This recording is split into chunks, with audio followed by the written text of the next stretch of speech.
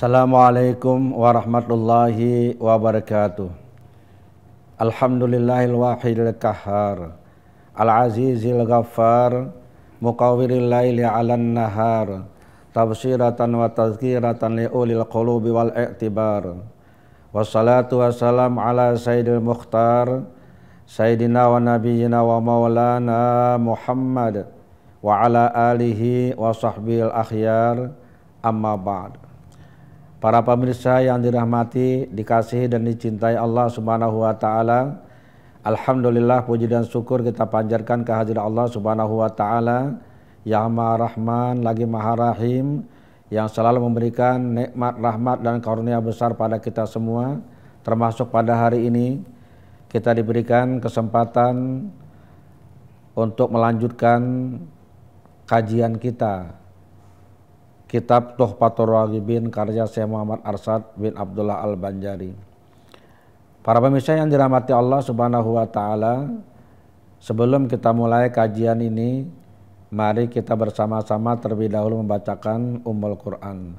Ila hadratin Nabi Muhammadin sallallahu alaihi wasallam wa ila alihi wa azwajihi wa zurriyyatihi wa ahli baitihi wa ansarihi wa atba'ihi wa ila jami' auliya'illahi wa salihin wa suhada wal muttaqin, khususan ila hadrati sahibi hadzal kitab Syekh Muhammad Arsyad bin Abdullah Al-Banjari wa ila hadratin Nabi Muhammadin sallallahu alaihi wasallam.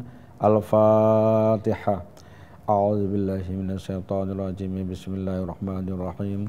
Alhamdulillahirabbil alamin arrahmanir rahim maliki yaumiddin. Iyyaka na'budu wa iyyaka nasta'in. Ihdinas siratal mustaqim. Shiratal ladzina an'amta 'alaihim ghairil maghdubi 'alaihim waladdallin. Amin.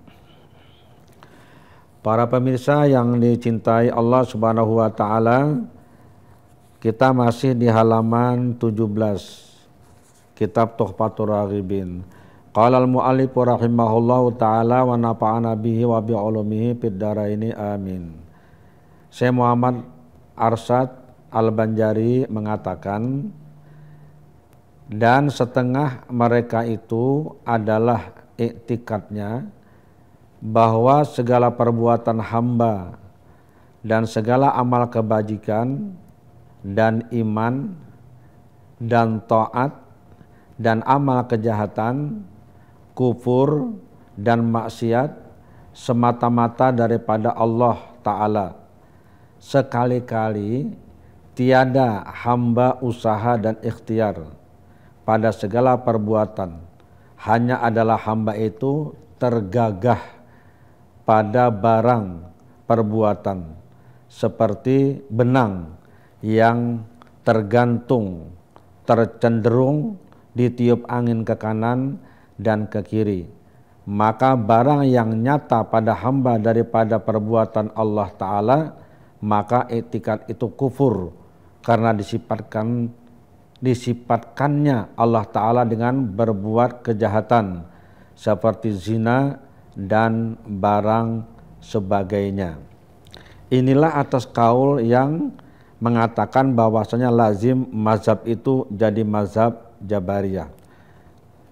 Adapun atas kaul yang mengatakan bahwa mazhab Jabariyah maka tiada jadi kafir, orang yang mengiktikadkan iktikad Jabariyah hanya adalah ia jadi bid'ah dhalalah jua, melainkan jika iktikadkannya gugur segala taklif syara atas dirinya, zina dan barang sebagainya. Dan lagi iktikad itu melazimkan gugur taklif syara daripada hamba dan ingkar akan beberapa ayat Al-Quran dan ijma segala ulama. Betapa kiranya sah menafikan amal dan usaha daripada hamba, padahal Allah Ta'ala mengisbatkan dia pada hamba. Firman Allah Ta'ala, jazaa'am bima kanu ya'malun, yakni adalah balas segala isi surga dengan sebab barang perbuatan dan amal mereka itu. Dan lagi firman Allah Ta'ala, wa ya'lamu ma taksibun, yakni dan mengetahui Allah Ta'ala akan barang yang kamu usahai. Agak panjang para pemirsa penjelasan beliau di sini. Para pemirsa dirahmati Allah Subhanahu wa taala, i'tiqad kaum Jabariyah yang pertama yang termasuk kategori kufur kata beliau adalah yang mengetikakan bahwa segala perbuatan hamba itu baik kebajikan maupun kejahatan itu semata-mata dari Allah Subhanahu wa taala dalam arti tidak ada sama sekali usaha dan ikhtiar daripada hamba. Seperti yang kita bicarakan pada pertemuan sebelumnya, itu inti dari paham orang-orang Jabariyah. Coba kita lihat kalimat beliau tadi. Dan setengah mereka itu adalah etikatnya bahwa segala perbuatan hamba dan segala amal kebajikan dan iman, jadi amal-amal kebajikan termasuk iman dan taat dan amal kejahatan, kufur dan maksiat, dia sampai urusan kafir dan urus iman dan urusan kufur pun itu semuanya adalah menurut mereka itu Allah Subhanahu wa taala, semata-mata daripada Allah, maksudnya semata-mata daripada Allah taala, sekali-kali tiada hamba usaha dan ikhtiar pada segala perbuatan, hanya adalah hamba itu tergagah. Jadi bahasa beliau itu tergagah, bahasa kita terpaksa melakukan karena tidak ada daya dan upaya sama sekali, tidak ada kekuatan sekecil apapun dalam diri manusia. Semuanya itu sudah ditentukan dan ditetapkan oleh Allah Subhanahu wa taala. Beliau mengumpamakan di sini seperti benang yang tergantung, tercenderung ditiup angin ke kanan dan ke kiri. Jadi kalau ada benang digantung, misalnya benang itu menjulur ke bawah, maka dia akan mengikuti kemana arah angin bertiup. Tidak ada daya sama sekali untuk bertahan di situ. Itulah manusia katanya. Manusia seperti benang yang digantung yang ditiup oleh angin ke kiri atau ke kanan. Terserah kemana arah tiupan angin, ke situlah benang itu akan bergerak. Nah, para pemirsa yang dirahmati Allah Subhanahu wa taala, maka kata beliau barang yang nyata pada hamba daripada perbuatan Allah taala itu maka etikatnya kufur. Jadi semuanya para pemirsa yang ketika berpaham bahwa semuanya itu adalah perbuatan Allah termasuk baik dan buruk, ini kata beliau kufur. Kenapa jadi kufur? Karena mensifatkan Allah dengan perbuatan-perbuatan yang buruk. Yang buruk juga dikatakan Allah Subhanahu wa taala yang melakukannya. Mencuri, Allah yang mencuri. Berzina, Allah yang berzina, dan seterusnya. Inilah paham atau itikad yang disebut dengan Jabariyah.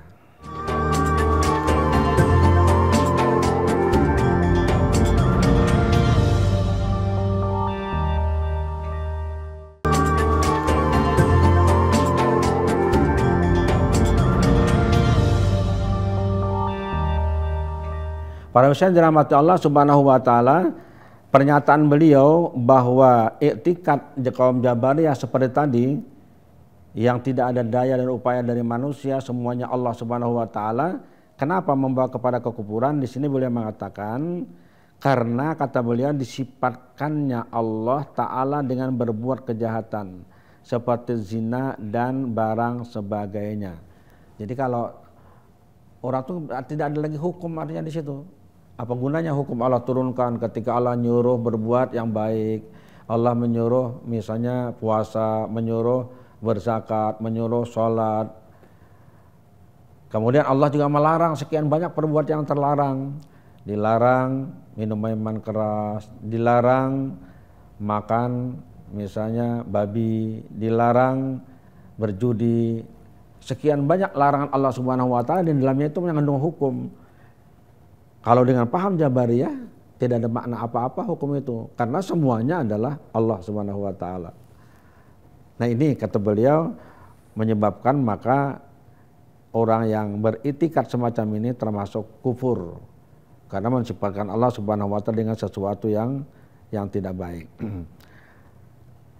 Kemudian ini ada yang menarik penjelasan beliau di sini para pemirsa. Adapun atas kaul yang mengatakan bahwa mazhab Jabariyah maka tiada jadi kafir, orang yang mengiktikad Jabariyah hanya adalah ia jadi bid'ah dhalalah juga. Jadi ada juga yang mengatakan bahwa tidak sampai kepada kufur kata beliau, tetapi bid'ah dhalalah. Namun di sini ada catatan beliau, melainkan jika iktikadkannya gugur segala taklif syara atas dirinya, zinah dan barang sebagainya, dan lagi iktikad itu melazimkan gugur taklif syara daripada hamba dan ingkar akan beberapa ayat Al-Quran dan ijma' segala ulama. Nah, kecuali kata beliau, kalau sudah sampai pada taraf orang mengiktikadkan di dalam hati, ia menggugurkan segala taklif syara. Yang dimaksud taklif syara itu adalah beban syariat. Jadi manusia itu diberikan oleh Tuhan taklif. Makanya kita menyebutnya misalnya mukallaf. Mukallaf itu orang yang berakal, orang yang balik dan berakal. Biasanya ya sekitar umur 15 tahun lah, kurang lebih 14-15 tahun bagi laki-laki dan 10 tahun bagi perempuan. Atau ada tanda-tanda misalnya. Kalau laki-laki biasanya ada tandanya karena sudah mimpi, dan kedua kalau perempuan misalnya karena mens atau haid, itu menunjukkan dia sudah balik. Tapi kalau akalnya belum sempurna, belum disebut mukallaf. Kalau dia sudah balik dan berakal, akalnya sempurna, tidak ada kekurangan, nah baru disebut dengan mukallaf. Orang mukallaf itu memikul beban yang disebut dengan taklif, namanya taklif syara. Taklif syara itu artinya orang sudah diwajibkan melaksanakan hukum-hukum Allah Subhanahu wa taala. Jadi segala perintah Allah itu wajib dia laksanakan dalam hal-hal yang wajib, sunat dilaksanakan dalam hal-hal yang sunat gitu ya. Kemudian ada larangan Allah, ada larangan itu yang haram, ada yang sampai pada tingkat makruh saja. Tapi pada intinya ini larangan, ini perintah. Dua, perintah dilaksanakan, larangan ditinggalkan. Dan itu ada konsekuensinya. Orang yang tidak melaksanakan kewajiban yang memang nyata kewajibannya, dia berdosa. Orang yang melanggar larangan yang nyata keharamannya atau dilarangnya juga berdosa. Jadi ada beban, disebut beban taklif namanya. Disebut dengan istilah beliau ini taklif syara. Kalau misalnya paham atau itikad yang dianut oleh seseorang yang menganut paham Jabariyah sampai pada taraf bahwa pada tahap maksud saya atau pada taraf, boleh tahap, tidak ada lagi beban taklif pada dirinya karena semua digerakkan oleh Tuhan. Semua adalah takdir dari Allah. Semuanya itu ditentukan oleh Tuhan. Manusia tidak punya apa-apa. Karena itu sembahyang atau tidak ada masalah. Misalnya sampai gitu. Hilanglah beban taklif syara itu. Nah kalau sampai pada taraf ini, orang itu menjadi kufur.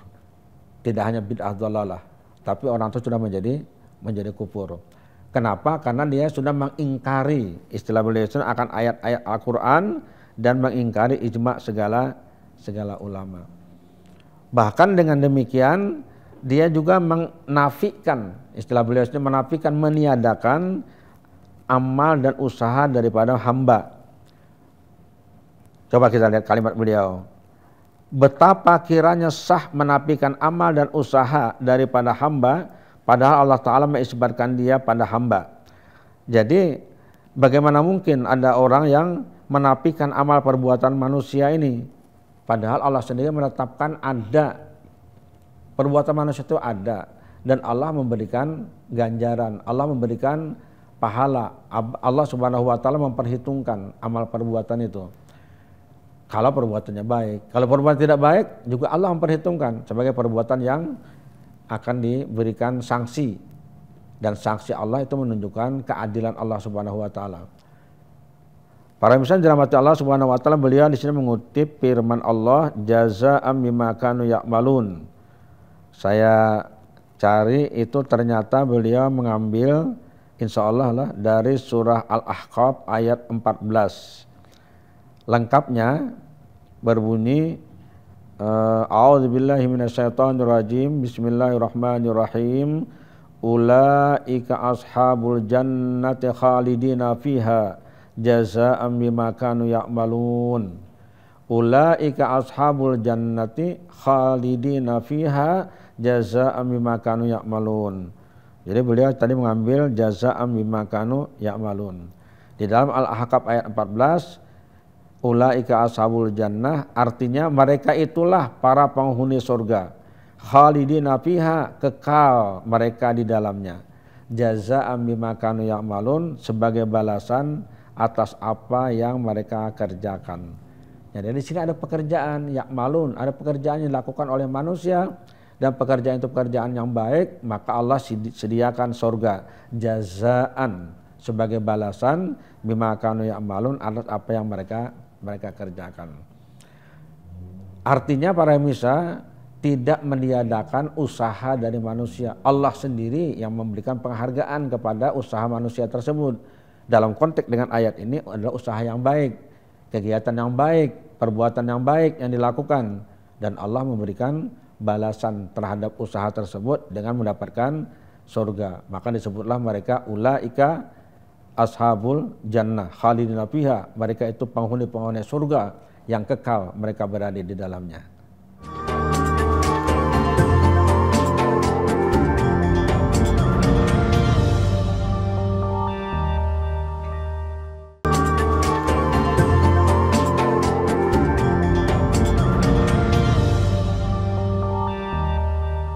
Para pemirsa yang dicintai dan dikasihi Allah Subhanahu wa taala, kemudian beliau juga di sini mengutip firman Allah Subhanahu wa taala,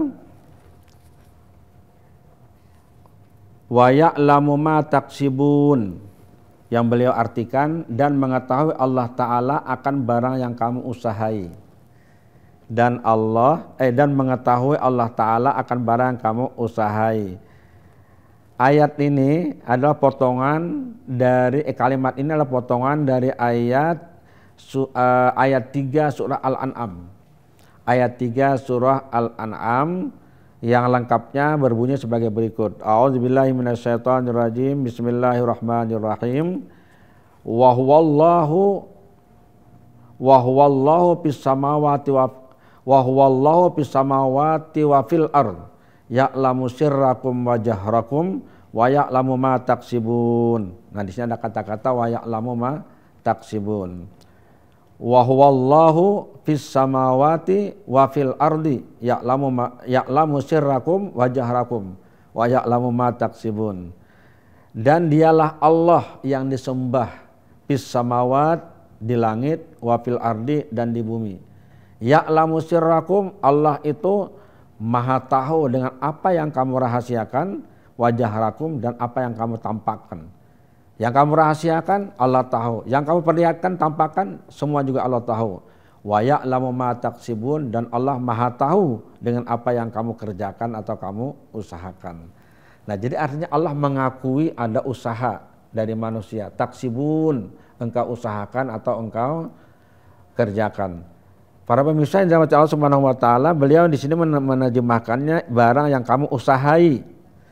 Sama saja, mengusahakan wa ya'lamu ma taksibun. Artinya usaha manusia itu diketahui oleh Allah Subhanahu wa taala. Para pemirsa yang dirahmati Allah Subhanahu wa taala, paham dari Jabariyah yang ini disebut paham yang ekstrim. Paham yang meniadakan amal perbuatan manusia, tidak ada sama sekali. Yang ada hanyalah amal dan perbuatan Allah Subhanahu wa taala. Ini termasuk saya bilang tadi yang ekstrim. Kalau sampai pada taraf ini, maka kata beliau tadi meniadakan amal dan usaha itu bertentangan dengan ayat Al-Qur'an yang diisbatkan oleh Allah Subhanahu wa taala dalam Al-Qur'an.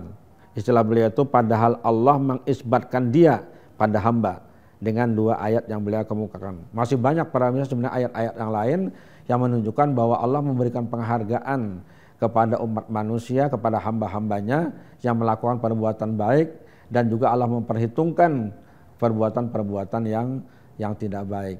Jadi kalau begitu, ketika Allah memperhitungkan, ketika Allah memberikan balasan pahala atau memberikan siksa kepada orang yang berbuat dosa, tentu perbuatan itu adalah perbuatan dari manusia, bukan perbuatan Allah sendiri. Kan menjadi sangat tidak rasional kalau dikatakan semuanya perbuatan Allah, tiba-tiba Allah yang menyiksa.